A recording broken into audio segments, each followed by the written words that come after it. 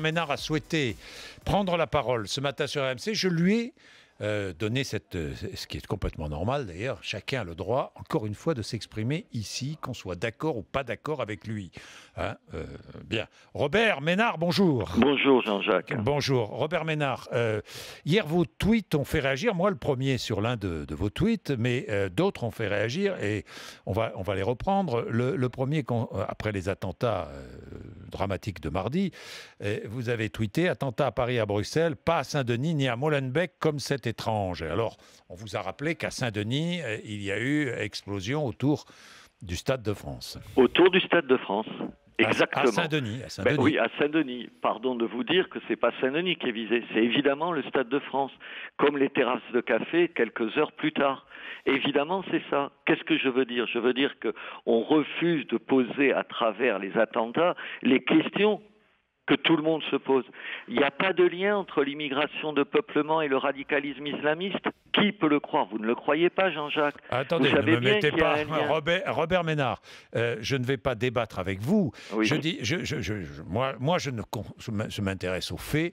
Je ne sais pas quel est le lien entre l'islamisme radical et les attentats. Celui-là, il est évident dans tous les cas. Et entre l'immigration de peuplement et l'islamisme radical, vous pensez que... Dites-moi, Robert Ménard, sur 15 auteurs d'actes terroristes en France identifiés, ces dernières années, 2 venaient de l'étranger. Oui, mais tous les autres, ils sont originaires d'où? Enfin, vous plaisantez. Ils sont originaires d'où? Mais ils sont originaires d'où? Si vous voulez me dire qu'ils sont français, oui. Ils ne seraient pas d'origine maghrébine, par hasard? Ils sont d'origine maghrébine. Voilà, donc il faut dire les choses. C'est pour ça que je tweete Jean-Jacques sur peu de chances que ce soit l'œuvre de militants néo-nazis. Pourquoi? Parce qu'aujourd'hui, on a affaire à une espèce de campagne antiraciste, et je suis aussi antiraciste que vous, et aussi scandalisé par des actes antisémites que vous. Mais enfin, c'est pas la priorité. Aujourd'hui, la priorité, c'est quoi? C'est la montée d'un islamisme radical qui est évidemment lié à la montée parallèle à l'immigration. Vous faites un parallèle tout de suite avec les néo-nazis. Vous dites ces actes ne seraient pas accomplis par des néo-nazis, c'est ce que vous voulez dire. Ce que je veux dire, c'est que je moque une Cela campagne. dit, vous avez eu un exemple, M. Breivik, qui était quand même un néo-nazi. Attendez, mais enfin, aujourd'hui, l'actualité... Robert Ménard, qui a tué quand même des dizaines d'enfants. Aujourd'hui, Jean-Jacques Bourdin, je vais juste essayer de finir une phrase. Aujourd'hui, qui menace les Français, les Belges et tout, comme chacun sait, ce sont des néo-nazis. Comme chacun sait, ce sont des Français de souche. Comme chacun sait, ce sont des chrétiens radicaux. J'ai pas une confiance absolue dans les néo-nazis, mon cher Robert Ménard. Mais moi non plus, j'en ai aucune confiance. C'est pas ce que vous laissez entendre. Ce que je veux dire aujourd'hui, mais enfin, ne nous faisons pas un mauvais procès. Ce que je veux dire aujourd'hui, c'est que le danger, c'est l'islamisme radical et qu'il suffira pas de mettre des bougies, des petits cœurs dessinés à la craie et des chansons d'amour pour venir à bout de ça. Pardon de vous dire que d'ailleurs... Quelles sont, puisque vous dites à juste raison que ça ne suffit pas de mettre des bougies, je suis totalement d'accord. Mais alors, quelles sont vos solutions, Robert Ménard? Écoutez, moi, ce qui ne m'a pas empêché de mettre évidemment les drapeaux en berne devant ma mairie, comme vous l'imaginez. Aujourd'hui, c'est de prendre à bras le corps les questions. D'abord, d'appeler un chat un chat. Et pour toujours sur la campagne antiraciste, vous n'avez pas remarqué qu'il manque quelque chose? Une campagne, évidemment, et on a raison de le faire contre les actes anti-musulmans, on a raison de le faire contre les juifs, et contre le racisme anti-blanc, on l'a oublié. Il n'existe pas celui-là. Alors si on disait les choses, Jean-Jacques Bourdin, si on commençait par dire les choses, si on commençait par dire qu'aujourd'hui le danger c'est l'islamisme radical, et qui s'appuie, qui se nourrit d'une immigration de peuplement, on aurait avancé. Et ensuite, si on prenait enfin... Immigration de peuplement qui date d'il y a 40 ans, ou 50 ans, ou 60 ans, Robert Ménard. Parce que les parents des terroristes belges, par exemple, dont on parle là, ils sont installés, ils viennent du Rif marocain, ils sont installés à Molenbeek, à Schaerbeek, ou ailleurs, depuis 50 ou 60 ans ou plus, même. Et vous avez remarqué à quel point, Jean-Jacques Bourdin, ils se sont intégrés à nos sociétés. Vous avez remarqué à quel point, à la 2e ou à la 3e génération, il n'y a plus de problème. Mais vous avez jamais remarqué. Pardon de vous dire, dans ma ville, qui est une ville, vous le savez, mais parce que vous connaissez... Il y a une immense majorité de ces immigrés d'origine qui se sont intégrés, Robert Ménard. Mais personne ne le conteste. Et oui. Personne ne le conteste, et je le constate tous les jours dans ma ville.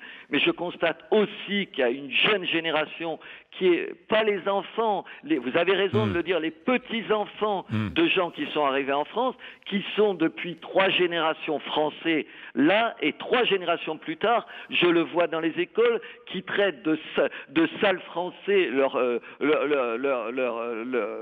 l'élève à côté, alors qu'eux-mêmes sont français.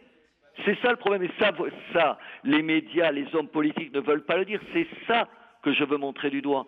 Dire qu'aujourd'hui, si on ne dit pas les choses, si on ne les appelle pas par leur nom, si on ne fait pas les campagnes nécessaires contre ces gens-là, si on ne prend pas les décisions radicales... Si on ne combat pas sur le terrain idéologique, là je vous rejoins complètement. Mais on est d'accord, de la même façon, évidemment. Attendez, moi je suis pour la déchéance de la nationalité, mais je suis pour la déchéance de la nationalité de tous les gens qui vont combattre en Syrie. Et je ne les laisserai pas rentrer en France. Qu'ils soient français, ou binationaux.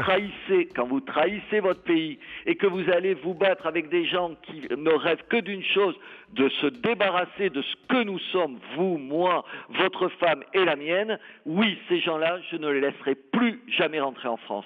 Et je pense que si on posait la question aux Français, il serait une immense majorité à le souhaiter. Alors, la campagne ridicule auquel on a droit en ce moment, qui a coûté d'ailleurs 3 millions d'euros, en passant, je pense qu'il y a 2 priorités. Et quand je me moque de ça, je pense que je suis en écho de la majorité de mes concitoyens. Simplement, il y a toujours 4 journalistes, et je ne vous mets pas dans le tas puisque vous me donnez la parole, qui pensent que c'est scandaleux de le dire. Robert Ménard, il y a des incompréhensions. Vous êtes proche du Front National, même si vous n'êtes pas adhérent du Front National.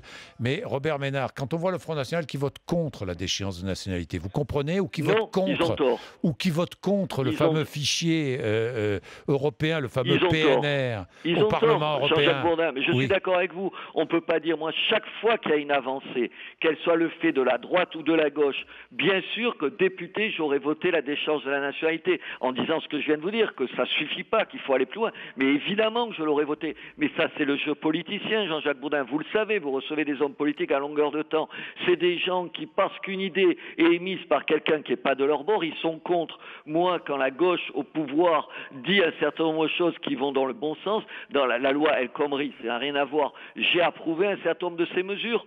Je conteste le fait, en revanche, que dans cette même loi, on nous explique qu'il faut que la dimension religieuse du salarié soit respectée. Non, mais rien ne change, Robert Ménard. Par rapport au texte initial, sur cette question, rien ne change. Mais c'est une erreur. Mais en même temps, j'aurais voté pour sur d'autres points.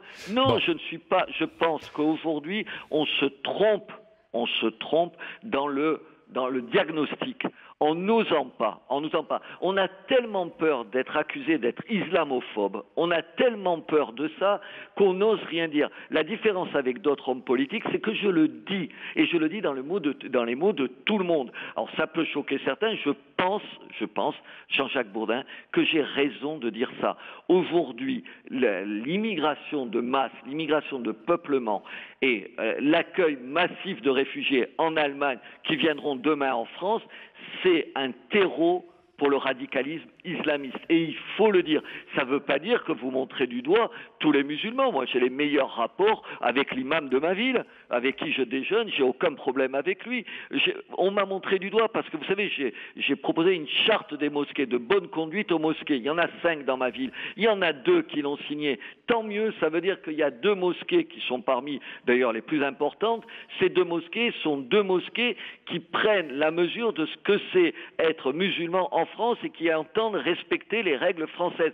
Bravo. Il y en a d'autres qui ne le font pas, je les montre du doigt. Il y a des musulmans qui sont décidés à s'intégrer dans notre pays, on les applaudit. Ceux qui ne le sont pas, on ne les applaudit pas et on les montre du doigt. Bien. Il me semble que c'est le b.a.-ba. Bien, merci Robert Ménard. Merci 9h43.